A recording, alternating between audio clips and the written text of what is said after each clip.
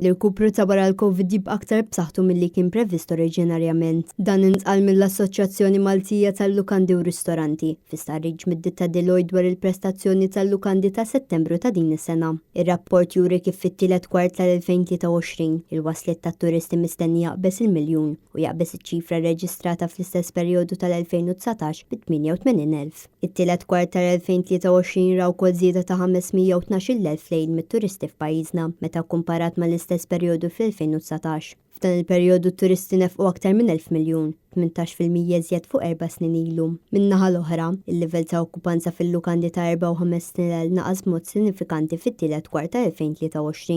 Il-President tal-MHRA Tony Zara semma diversi sfidi li qed jaffaċċjaw il-lukandi u għamel enfasi fuq il-bżonn għall-bilanċ u tkabbir sostenibbli. U qal li regoli u d-direttivi dwar l-emissjonijiet tal-Unjoni Ewropea għandhom impatt fuq is-settur turistiku ta' Malta u għalhekk appella għal tranzizzjoni ġusta.